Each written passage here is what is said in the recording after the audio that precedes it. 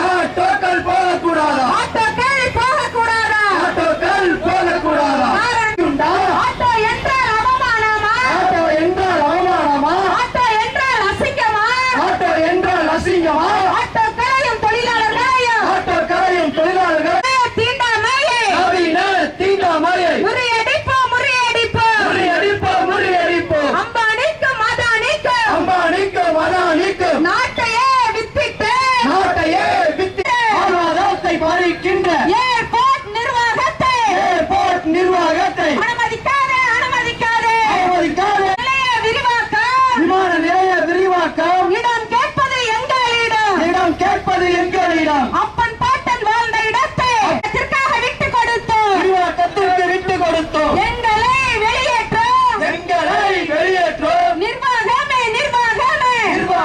நிர்வாகமே என்ன நியாயம் ஒரு கண்ணில் சுண்ணாம்பு மறு கண்ணில் வெண்ணெய் பாது என்ன நியாயம்? காரில் போனால் கண்ணியமா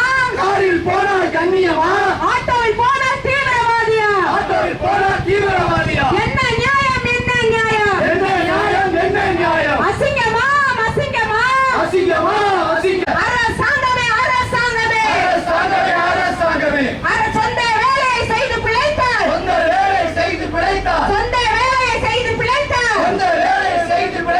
அதற்கும் காலகாலமாய் வாழ்ந்த எங்களை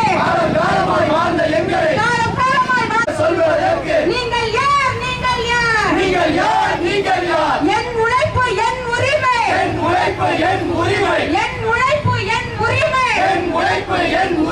வெளியே செல்ல முடியாது.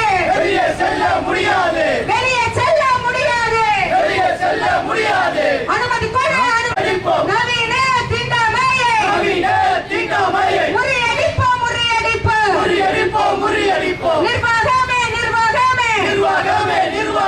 இன்டர்நேஷனல் ஏர்போர்ட் நாம் செய் காரணம் காட்டி ஆட்டோக்களை ஒன்று திரட்டி வாழ்வாதாரத்தை பாதுகாக்க போராடுவோம். உரிமையை மீட்டெடுக்கும் வரை போராடுவோம். புதிய ஜனநாயக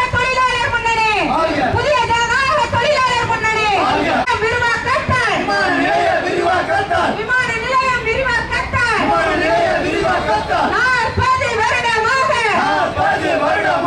ஓட்டி வந்த ஆட்டோக்கள் உள்ளே நுழைய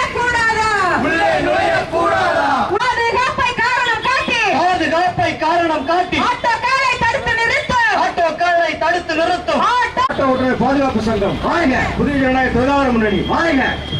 முறியடிப்போம், முறியடிப்போம். மத்திய அரசே, மாநில அரசே. குறிப்பாக திருச்சி விமான நிலையத்தை விரிவாக்கம் என்ற பெயரில் இன்னைக்கு விரிவாக்கம் செய்து இன்டர்நேஷனல் விமான நிலையமாக மாற்றப்பட்டிருக்கிறது. அதன் ஒரு காரணமாக ஆட்டோக்களுக்கு இங்கே அனுமதி இல்லை. ஏன்னு சொன்னால் இன்டர்நேஷனல் ஆக்கப்பட்டாவே ஆட்டோக்களுக்கு அனுமதி கிடையாது. ஏன்னு சொன்னால் ஆட்டோக்களுக்கு பாதுகாப்பு கிடையாது. அது எந்த வகையிலையும் அது ஒரு பொருத்தமான வாகனம் இல்லைன்னு சொல்லி ஒரு தீண்டத்தகாத வாகனம் போல சித்தரிக்கிறாங்க. இன்னைக்கு கார்ப்பரேட்டினுடைய நவீன தீண்டாமைன்னு சொல்லி நாங்கள் கருதுகிறோம். இந்த தீண்டாமையெல்லாம் ஒழிக்கணும்னு சொன்னால் மொத்த ஆட்டோ டிரைவர்கள் ஒன்று சேர்ந்து இந்த தீண்டாமையை ஒழிக்கணும்னு சொல்லி நாங்கள் இன்றைக்கி ஒரு ஆர்ப்பாட்டத்தை தொடங்கியிருக்கிறோம். குறிப்பாக ஏன் இந்த விஷயம் நடக்குது அப்படின்னு சொன்னீங்கன்னா, அங்கே ஏர்போர்ட்டில் கார் கான்ட்ராக்ட் விட்டுருக்கிறாங்க. ஒரு 50 காருக்கு தான் கான்ட்ராக்ட் விட்டுருக்கிறாங்க. ஆனால் 50 காரை எக்ஸ்டெண்ட் பண்ணியிருக்கிறாங்க. 50 காரு கூட இல்லை, 120 கார் எக்ஸ்டெண்ட் பண்ணியிருக்கிறாங்க. இந்த ஒவ்வொரு காருக்கும் அங்கே கான்ட்ராக்டுக்காரர் 50,000 ரூபாய் விலைக்கு வாங்கி விற்றுருக்கிறார் அந்த கான்ட்ராக்டில். இப்படிங்கிறது மட்டும் இல்லை, அந்த கார் கான்ட்ராக்டுக்காரு ட்ரேலி கான்ட்ராக்டும் எடுத்திருக்கிறாங்க அவருடைய மனைவின் பேரில். அந்த ட்ரேலிக்கு ஒவ்வொரு பேசஞ்சரும் டிக்கெட்டோடவே ஒரு 200 ரூபா புக் பண்ணுறாங்க. எதற்காகன்னு சொன்னால், தாங்கள் கொண்டு வர பெட்டி பொடிக்கை எல்லாத்தையுமே அந்த ட்ரேலியில் தான் வச்சு கொண்டு வந்து கார் எங்கே நிற்குதோ, ஆட்டோ எங்கே நிற்குதோ, அவங்க கொண்டு வந்துருக்கிற வேன் எங்கே நிற்கிறதோ அதையெல்லாம் தேடி கொண்டு வந்து தான் இதை இறக்கி விடுவாங்க. அந்த வகையில் இன்றைக்கி அந்த காரை தாண்டி வரக்கூடாது ட்ராலி அப்படின்னு சொல்லி ட்ராலியும் நிறுத்திட்டாங்க. அதனால் ஆட்டோ டிரைவர்களையும் நிறுத்திட்டாங்க. இது ரெண்டும் நிறுத்தினால ஆட்டோக்களுக்கு இன்றைக்கி சவாரியே கிடைக்காம பாவம் அவங்க 45 நாளாக பட்டினியில் கிடந்து சாகுறாங்க. இது மிகவும் கொடுமை. இந்த கொடுமையை ஒழிக்கணுங்கிறதுக்காக தான் நாங்கள் தொடர் போராட்டத்தை இன்றைக்கி முதல் தடவையாக ஆர்ப்பாட்டம் நடத்தியிருக்கிறோம். இந்த ஆர்ப்பாட்டத்திலிருந்து ஒரு தொடர் போராட்டமாக நாங்கள் மாற்ற போகிறோம். பட்டினி போராட்டம், காத்திருப்பு போராட்டம், முற்றுகை போராட்டம் என பல்வேறு வகையான போராட்டங்களை எங்களுக்கு விடை கிடைக்கும் வரைக்கும் இந்த போராட்டத்தை தொடருவோம்னு சொல்லிட்டு புதிய ஜனநாயக தொழிலாளர் முன்னணி சார்பாகவும் ஆட்டோ ஓட்டுநர் பாதுகாப்பத்தின் சங்க சார்பாகவும் நாங்கள் கேட்டுக்கொள்கிறோம். இந்த நிர்வாகம் எங்களுக்கு எதிராகத்தான் செயல்படுகிறது. அதோடு மட்டுமல்ல, நாம் தேர்ந்தெடுக்கப்பட்ட இந்த ஆட்டோ டிரைவர்களால் தேர்ந்தெடுக்கப்பட்ட எம்எல்ஏ எம்பிக்கள் எல்லாமே இன்றைக்கி பார்த்தீங்கன்னு சொன்னீங்கன்னா அவங்கள்ட்ட நாங்கள் கோரிக்கை வச்சுருக்கிறோம். இந்த கோரிக்கை அத்தனையுமே எங்களுக்கு எதிராக தான் நிற்கிது. எல்லா எம்எல்ஏ எம்பிக்களை யாராக இருந்தாலும் சரி எங்களுக்கு சாதகமாக பேசுறதில்லை. எல்லாம் ஏர்போர்ட் அத்தாரிட்டிக்கு நிறுவனத்திற்கு கூட்டு சேர்ந்துக்கிட்டு தான் பேசுகிறாங்களே தவிர ஆட்டோ டிரைவர்களுடைய வாழ்க்கையை, அவர்களுடைய குடும்பத்தை கொஞ்சம் கூட எண்ணி பார்க்கல. இது மிகவும் மிகவும் மோசமானது, கொடுமையானது. இந்த கொடுமைக்கு எதிராக போராட வேண்டும் சொல்லி ஆட்டோ தொழிலாளர்கள் மட்டுமல்ல, புதிய ஜனநாயக தொழிலாளர்கள் சார்ந்த அனைத்து பேரையும் நாங்கள் அறைவு அழைக்கிறோம்.